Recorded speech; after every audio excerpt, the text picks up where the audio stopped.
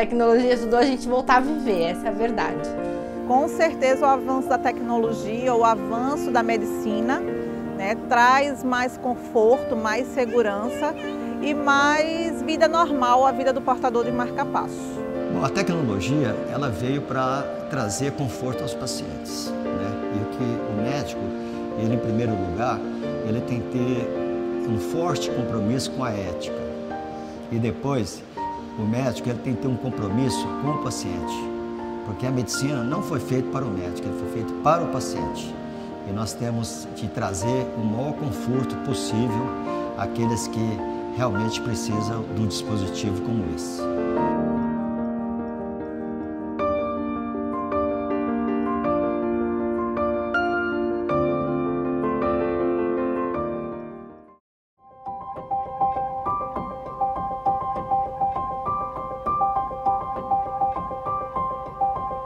Ele já estava na escola, né? Ele tinha 1 ano e 1 mês. Ele começou a fazer bastante xixi, de madrugada principalmente, na cama. E a gente começou a achar estranho, mas aí ele tava bebendo muita água. Aí você começa, ele tá vendo os amigos bebendo muita água, né? Normal. E aí a escola me ligou, falou, olha, ele tá bastante cansado. Meus pais foram buscar. Falei, pai, dá pra minha mãe olhar. E eles, não, a gente vai direto pro hospital.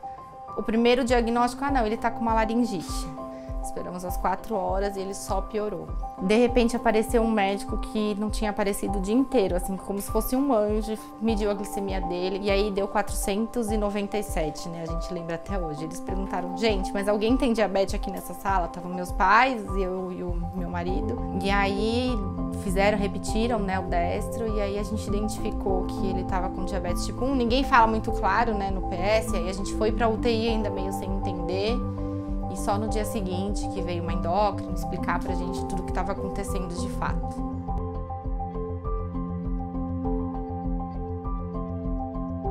Bem, há uns 25 anos atrás, mais ou menos, o meu sobrepeso não me caracterizava como obesidade mórbida, mas ao mesmo tempo mexia muito na minha qualidade de vida. A minha glicemia ela não baixava de maneira nenhuma. Cheguei a fazer exercício, tomar medicamento controlado. Eu perdia peso durante um tempo e depois ganhava mais peso ainda. E o problema, na verdade, do diabetes tipo 2, que é o que eu desenvolvi, é que é uma doença assintomática. É uma doença que você não sente, né? Você não tem uma dor que vá te dizer, você tem que ir ao médico e tudo mais. Então, por isso, durante muitos anos, eu não conseguia ter noção da repercussão da doença, mas sem dúvida nenhuma a comida era um grande agente na história toda. Então eu não conseguia mudar isso, né? Até conhecer o projeto da cirurgia e dos benefícios da cirurgia.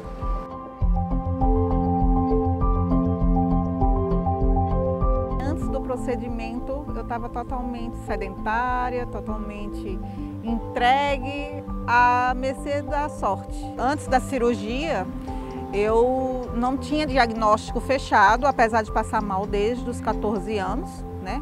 E só aos 29 que foi fechado o meu diagnóstico, né? Diagnóstico este de síndrome Tachy-Brady e síndrome neurovagal ou neuromediada. Foi detectado, né, no exame de monitor de looping que foi implantado a pausa de 7 segundos nos batimentos do meu coração.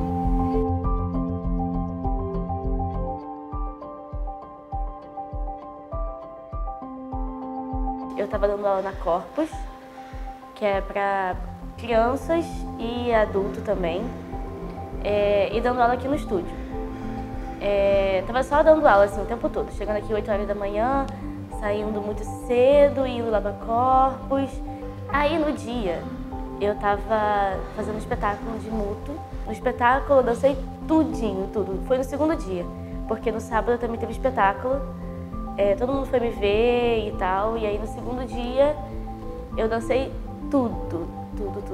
E não senti nada, senti nada. Eu agradeci, falei com todo mundo, quando pisei na coxia, a parte direita foi pra baixo. Aí eu, meu Deus, o que tá acontecendo?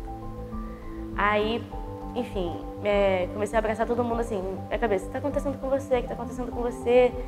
Eu, meu Deus. Aí eu nem consegui falar.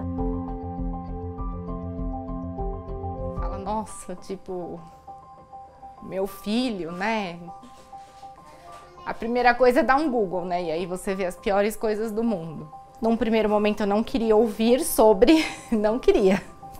A gente se pergunta, né, o que eu fiz de errado, o porquê, e aí você vai entendendo, né? Não tem um porquê, não tem uma explicação. No primeiro dia você se pergunta, né? Poxa, por que ele? Por que acontece isso?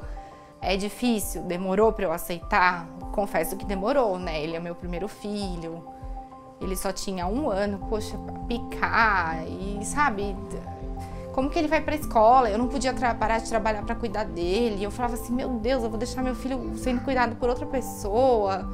E lá mesmo ela falou assim, gente, calma, a gente tá super avançado nos tratamentos. Hoje ela mostrou todos os tratamentos, desde antes e agora.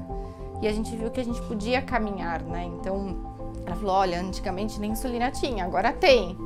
E aí quando a médica na UTI pediátrica falou, eu desconversei.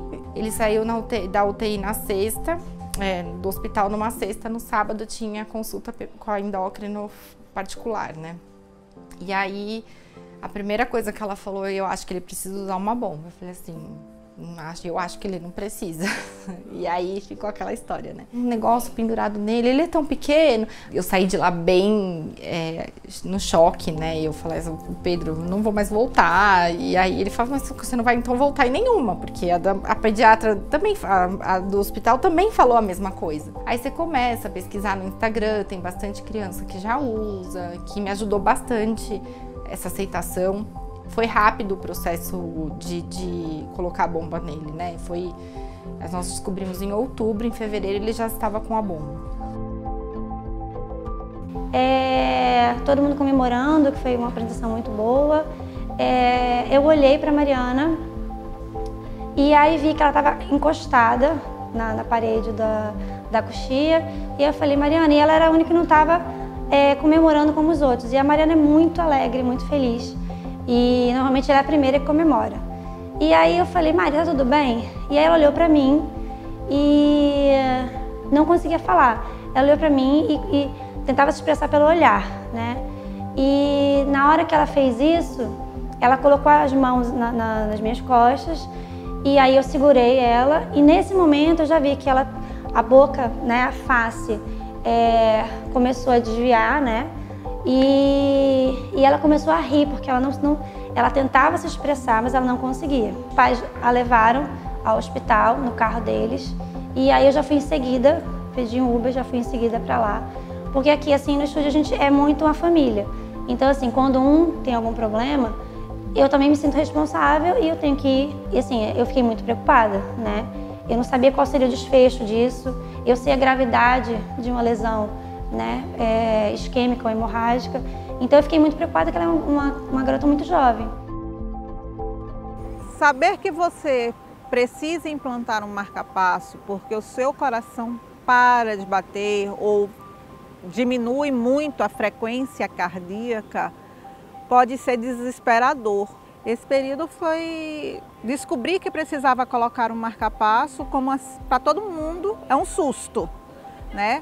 É um susto, mas ao mesmo tempo para mim, por ser enfermeira, por estar dentro da área, me trouxe mais segurança. Porque ali eu sabia que então eu estava com o meu diagnóstico fechado e aí eu ia ter tratamento necessário. Hoje em dia, e muito mais no passado, ninguém gostaria de sair da sua casa, ir para um médico e receber a informação que ia precisar operar e colocar um aparelho para poder viver, porque só isso já dá uma falsa sensação de limitações. E aí vem o desespero, e aí vem a negação, e aí vem o desejo de não então operar, esperar a morte chegar, que é a decisão do paciente. Ainda hoje a decisão é do paciente. O paciente ele decide se quer operar ou se não quer operar, né? Diante daquilo que ele vive, diante das angústias dele. Mas se todo esse caminho da dúvida até o fechamento de diagnóstico, isso aí é feito de forma mais tranquila, mais amena, a aceitação também vem de forma mais tranquila. Medo é uma sensação do ser humano, medo do desconhecido. Se for colocar numa balança, a chance de complicações fatais do diabetes e da obesidade são incontáveis vezes maiores do que riscos de uma cirurgia. O que a gente diz hoje para os pacientes? Sua chance de sobreviver é de 99,9%, porque a mortalidade em cirurgia bariátrica e metabólica é 0,1% em equipes treinadas. Então a chance de sobrevida com qualidade é gigante. Indiscutivelmente, o primeiro impacto da cirurgia é você pegar o destro e medir a sua glicemia, que estava em 260 e ela está 87, sem fazer nada. Eu falei, epa, tem alguma coisa aqui. E aí, à medida que eu fui fazendo atividade física, musculação, aeróbica, eu fui vendo que essas, de fato, eu não precisava mais tomar remédio. Na verdade, aos 3 primeiros meses pós-cirúrgico, eu ainda fiz uso de medicação que controlava a glicemia. Depois foi suprimido, eu não precisei tomar mais. Aliás, há 5 anos que eu não tomo medicamento nenhum para controlar. Eu só tomo as vitaminas, né? A minha hemoglobina glicada estava 9,6 e o normal é 5,3. A minha estava quase que o dobro e é muito difícil baixar isso. Gente do céu, quando eu olhei no primeiro exame que tinha baixado a hemoglobina glicada, eu falei, fizeram uma magia comigo, né? Eu descobri de fato que fazia diferença aquela cirurgia. Tanto que hoje a minha hemoglobina glicada está 5,6, que está dentro de parâmetros normais. Antes do procedimento cirúrgico, eu acho que é a fase mais complicada, porque é a fase em que você não tem a certeza de nada, do que vai acontecer, de como que é, né? Durante a cirurgia em si não tem preocupação nenhuma, tem anestesia e enfim, é muito tranquilo, porque você tem alta com 24 horas, no meu caso, eu tive alta com 24 horas e pude voltar para minha residência com meus familiares. No pós-cirúrgico foi bem tranquilo, praticamente 30 dias eu já estava liberada para fazer todas as atividades normalmente. Ele usava um sensor, mas a gente acordava assim, ainda assim de 1 em 1 hora. Eu não confiava. E eu falava assim, putz, e se tiver baixa? Ninguém vai me avisar. E se tiver alta? Também ninguém vai me avisar e o menino vai ficar alto e, né, a longo prazo traz consequências. Lógico, nas primeiras vezes da bomba você também fica em alerta. Mas hoje eu durmo 8 horas seguidas, porque eu sei que a bomba vai me avisar. Graças a Deus. E fez uma diferença enorme, assim, acho que na questão dele ir para a escola. Ajudou nas microdoses, porque ele tem hora do dia que ele usa 0,2. Tem hora do dia que ele usa 0,125. Mas acho que as noites de sono é incomparável. Acho que ganha assim, ó, de 1000%. E para entender o quanto a bomba de insulina vem para somar e não para complicar, muito pelo contrário, ela vem para descomplicar, ela vem para deixar a vida mais leve, aí eu acho que fica muito mais tranquilo. E a hora que a Nath conseguiu entender isso, né? A hora que ela conseguiu entender, poxa, com isso aqui, acho que é literalmente o que o Theo fala, né? Ele vai ter superpoderes, mas ele vai se empoderar da vida, da qualidade de vida, da liberdade do que ele vai fazer. Eu acho que aí a gente tira esse peso e cada vez mais a gente vem, acho que melhorando todas essas questões.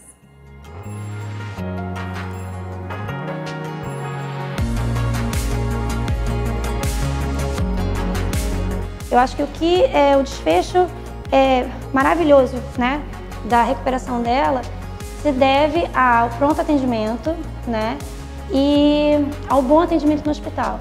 Ela em 20 minutos praticamente já estava fazendo tomografia, já estava fazendo cateterismo médicos, uma equipe médica já foi atendê-la. Eu acho que no caso da Mariana, ela teve uma sorte, a princípio, muito grande pela presença da professora que é da área de saúde, que é uma fisioterapeuta. E que foi a primeira pessoa que falou, olha, isso não tem nada a ver com ansiedade, com nervosismo, com a parte emocional. Isso é uma questão neurológica, vamos levá-la para o hospital, né? Então tudo começou a dar certo ali, felizmente, para ela. E ela teve também a sorte de chegar numa instituição que existia essa organização. A organização de saber que um paciente neurológico, ao entrar, você tem que ter todos os passos já orquestrados para você exatamente não patinar no tempo, não perder tempo. Então, uma vez entrando no hospital que esteja preparado, você tem que ter equipe de emergência ok, você tem que ter exames de imagem preparados e capacitados para serem realizados o mais rápido possível. Uma vez feito o exame, equipe de neurologia disponibilizada para avaliação do paciente, avaliação das imagens e, uma vez identificado a oclusão de um grande vaso, mesmo que se indique a trombólise, equipe de neurointervenção para poder tentar realizar a trombectomia. Então, tudo que aconteceu ali foi fruto de uma organização, de um orquestramento prévio e que, novamente, volto a falar, o tempo do diagnóstico é que é fundamental para a boa recuperação dela. O nome trombectomia mecânica, né, é a remoção mecânica de um trombo. Né? Um trombo que se forma em algum lugar, seja no coração, seja nas artérias do pescoço, nas carótidas, nas vertebrais, e que com o fluxo migra para o cérebro, entope uma artéria grande. Então, o que é a trombectomia? É retirar esse trombo. Existem hoje duas maneiras de fazer isso. Uma delas é com um dispositivo que é um tipo de stent que vai, engloba, né, como uma espécie de uma rede, de uma malha, que vai englobar esse trombo e nós vamos puxá-lo.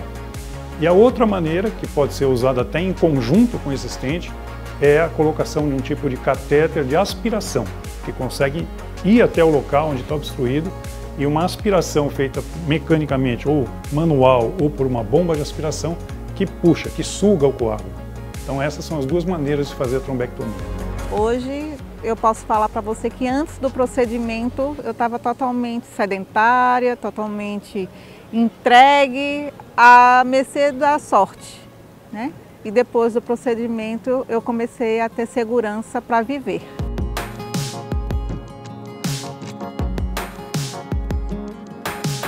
A explicação do médico em relação à função do marca-passo é imprescindível.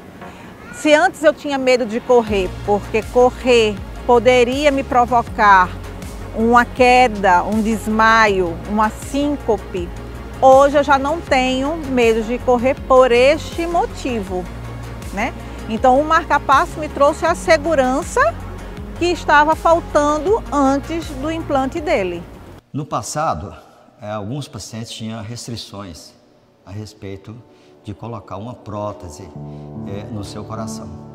Entretanto, com a evolução da medicina, da tecnologia, da cardiologia, nós temos de mostrar aos pacientes quantos benefícios esses dispositivos trazem para o seu coração e para a qualidade de vida dos pacientes, né? Porque melhora muito.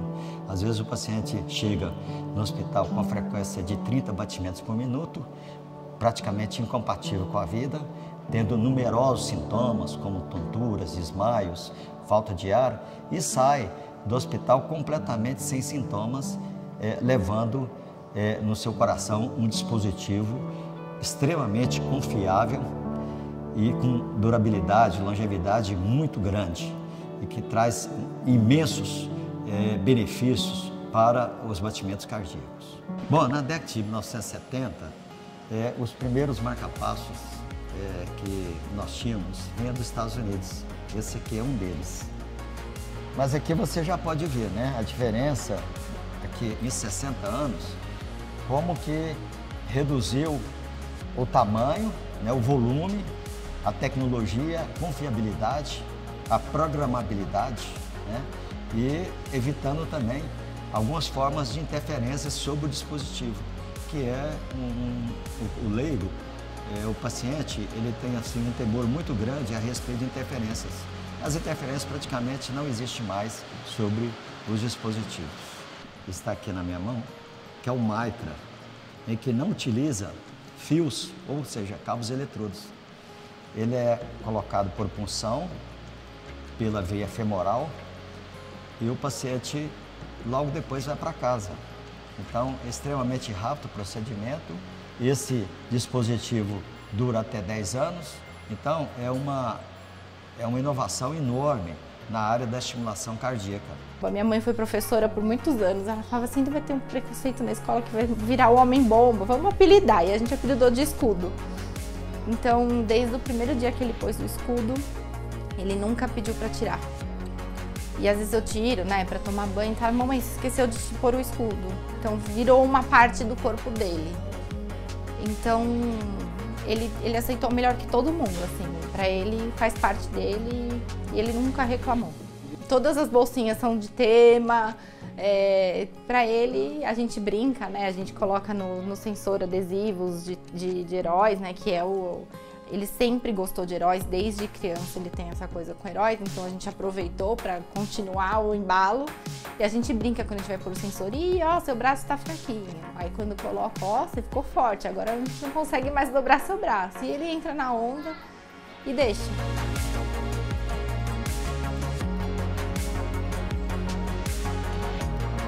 Bom, quando o Theo recebeu a bomba, né, a Nath, acho que ela veio assim com uma ideia muito boa, que é essa questão que eu falo, né, a importância de como a gente leva isso para o paciente. Não leva como um peso, leva como um ganho, leva como uma coisa, poxa, tá aqui, vamos lidar com isso da melhor forma, né? E eu acho que o que a Natália fez com ele foi muito lindo, foi muito belo. Ela conseguiu ressignificar isso de uma forma muito bonita e essa é a chave, né?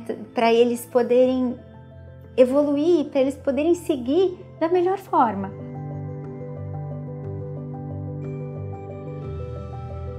Eu, antes do AVC, eu queria passar na Companhia de Israel. Só que agora eu não quero mais. Não quero. Quero passar na UFRJ, faculdade, para fazer terapia ocupacional, para ajudar as pessoas. Todos os alunos aqui do estúdio, a gente tem um carinho muito grande, né? Só que a Mariana, ela é uma menina especial.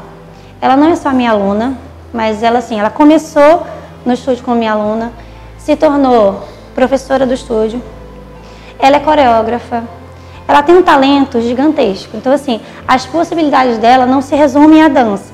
Ela pode ser coreógrafa, ela pode atender como terapia ocupacional, agora que ela fazia terapia ocupacional. Então, assim, a Mariana é uma pessoa que, na verdade, eu acredito que isso não foi um ponto na vida dela que impossibilite ela de dançar, não. Eu acho que, na verdade, vai abrir portas, porque às vezes uma dificuldade, ela vem para mostrar a você que você pode 1000 coisas, entendeu? Então eu acho que a Mariana agora vai entender, entendeu? Que ela tem muitos talentos. Bom, a atividade física que eu desenvolvo, preciso desenvolver até com um pouco mais de frequência, é a aeróbica, né? Enfim, esteira, 40 a 50 minutos de esteira, musculação. A musculação faz o músculo, a massa magra, produzir uma enzima que faz o pâncreas produzir insulina. Então, quanto mais... a intenção não é virar um Schwarzenegger, sei lá, uma coisa assim. Mas é ter saúde. Depois de praticar atividade física, você tem aquele banho de endorfina. É gostoso, é gostoso. Cansado, mas é gostoso.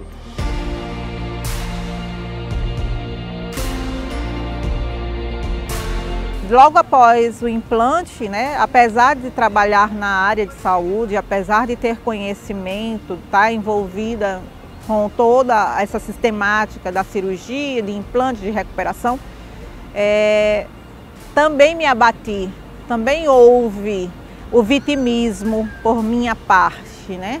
Houve aquela depressão, depois foi todo o processo de reaprender a comer, aprender a cuidar da saúde em si, né? Não só a questão da alimentação, como da própria atividade física e de bem-estar. E quando deu o start, veio a mudança da chave dentro da minha cabeça, através de amigos que me convidaram para uma corrida de rua, né? Obviamente, eu com 90 quilos não iria correr, mas eu comecei caminhando e gostei. da sensação, gostei do que eu estava fazendo naquele momento, gostei da sensação de liberdade, com segurança, porque também a retaguarda do meu médico, da orientação que o meu médico estava me dando diante da minha patologia, que me permitia a fazer aquela atividade, me trouxe mais segurança para ir então fazendo, né? E a gente começou devagar, bem devagar, 5 quilômetros, 3 quilômetros, no passinho da tartaruga, sem preocupação de tempo, de hora. E com a evolução da atividade, a gente foi então evoluindo a quilometragem. Em 2019 a gente chegou a fazer 10 quilômetros e em 2020 a gente tinha como meta estabelecida uma meia maratona, né? E foi feito, apesar da pandemia, apesar do lockdown, apesar de toda aquela situação que a gente viveu, a gente conseguiu organizar uma prova só minha, para que eu não ficasse frustrada em não realizar, né?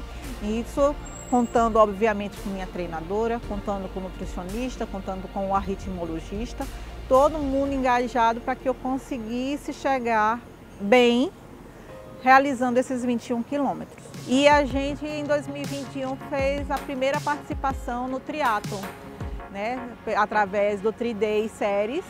Foi uma prova virtual por conta da pandemia ainda, mas a gente já fez 10 quilômetros correndo, 40 quilômetros em bike e 1,5 km nadando, né? Fizemos aí em 4 horas, mas para mim valeu como se eu tivesse feito em 1h30, porque foi surreal, né?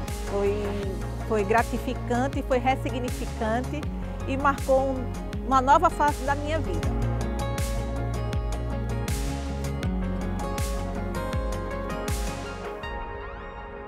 Além de toda essa evolução em tecnologia, a hora que a gente junta tudo isso, a gente consegue entender o quanto eles ajudam a salvar vidas, a melhorar a qualidade de vida e a trazer bem-estar, né? Que muito mais do que só viver, a gente quer viver bem. Agora é se preparar para a maratona e para o triatlon, o Ironman em Maceió, presencialmente aí em 2023, provavelmente.